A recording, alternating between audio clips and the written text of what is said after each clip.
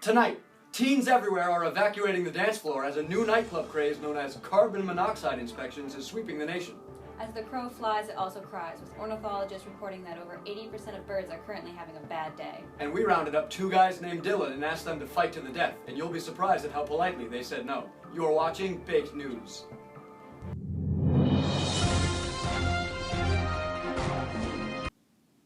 Thank you for tuning into the Dutch Oven's in-depth coverage of the week of May 12th. Our main story tonight, Joseph Kony was fired last week as director of the FBI.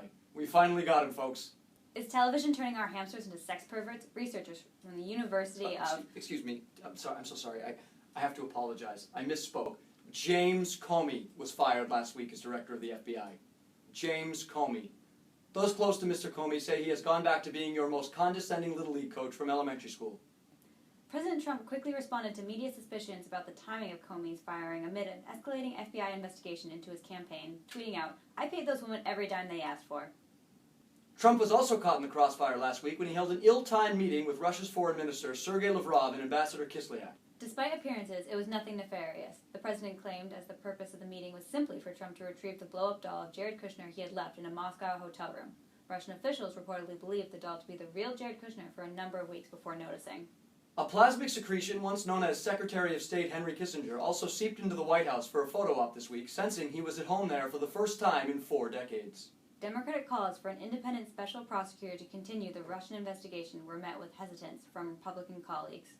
Last week's presidential election in France resulted in a resounding victory for centrist Emmanuel Macron, defeating his far-right opponent Marine Le Pen by a margin of 30 points. To comment on Marine Le Pen's considerable defeat, we now turn to Le Pen's campaign manager, Jacques Pontonbleu. Jacques, so good to have you on the show today. Salut, Point Japon. You look like you smell like a public pool. All right. Now, Jacques, what was the reaction like in the Le Pen camp as the results were rolling in? Sacre bleu, Marine was ravenous. She beat me. She battled me like un petit garçon. She beat you? Oh, oui. The passion of a woman scorned by the national electorate is incalculable, mon ami. I have bruises everywhere below my neck. My God! Did this indiscriminate rage pervade the entire campaign staff?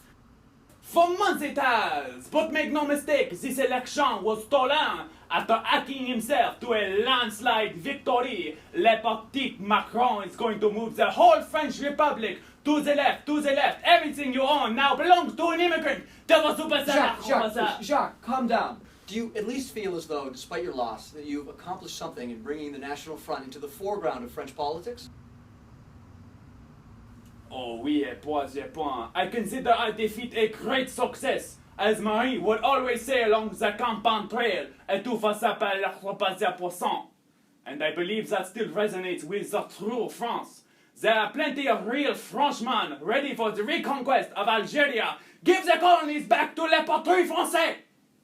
Let the Grecian dream of the sacred stream and sing of the brave adorning. I'm Gaddy Moldberg. And I'm Deoxyribo. In Union News, Steinmetz Symposium, the annual campus-wide fair of student work, was this weekend, and reports suggest that your mom avoided trouble parking by rushing your dad out the door on the morning of the event without his sunglasses. Presentations that made for some of the day's highlights include an anthropological analysis of the rabble-rousing scene at the Sawmill Tavern, the dive bar off South Avenue, a public execution of an artificially intelligent being, analyzed through a gendered lens, with live demonstration. 2 students explaining what microwaves are used for. In lieu of the annual Steinmetz Symposium dance show, members of the economics department fired 2 adjunct professors purely for blood sport, while rabid spectators foamed at the mouth. The firing was followed by an in-depth analysis of its monetary consequences within the greater market economy. Closing the day's events was an inspiring speech delivered by the cryogenically frozen head of Eliphalet Nott, which was cut short when the audience had to explain to him that Snapchat posed no physical threat to his being. His speech was followed by an a cappella rendering of Neo's Bad and Bougie, sung in Gregorian style by the Union College Chorale, which Nott inexplicably knew all the words to. You may have also noticed, walking around campus, a number of posters from the Union College Social Norms campaign, with uplifting and assumption-shattering statistics about substance use on campus, including the fact that 76% of Union students have never smoked a cigarette. This statistic was chosen over a number of other, less presentable options, such as the result that 69% of students have dropped a fat tad in the last 2 weeks.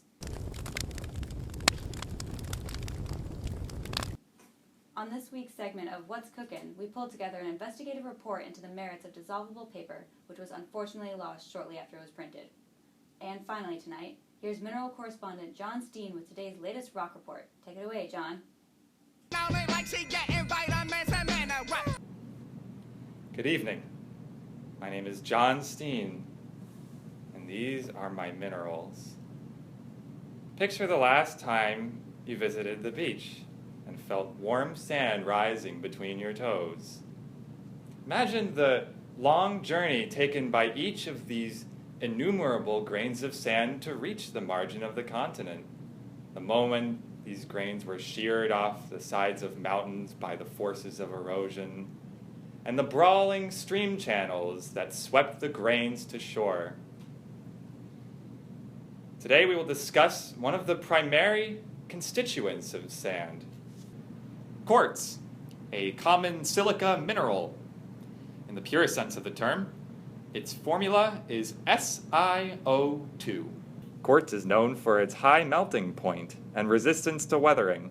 But how can we identify quartz in the field? Well, some minerals break apart in recognizable geometries, predetermined by their chemical structures. See how the feldspar mineral cleaves at angles of 90 degrees. Quartz, on the other hand, is too stubborn to break apart under any such consistent geometry. In other words, quartz lacks cleavage.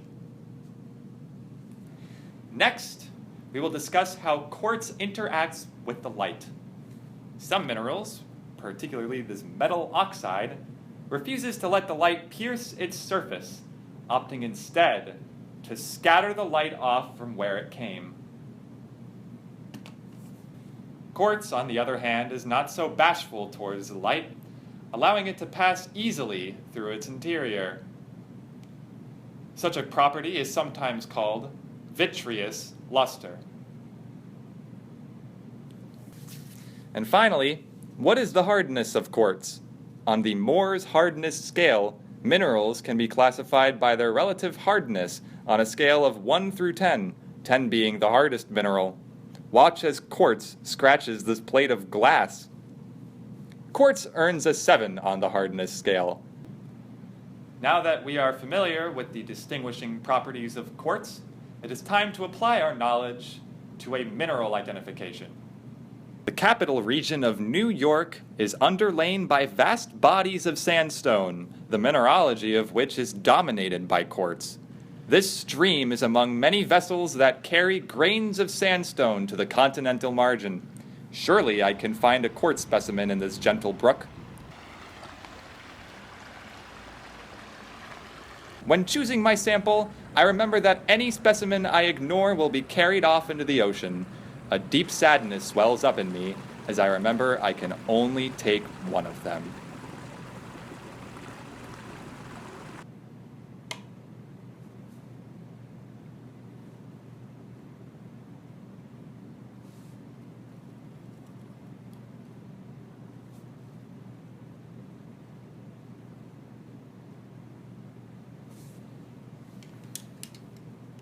It's quartz.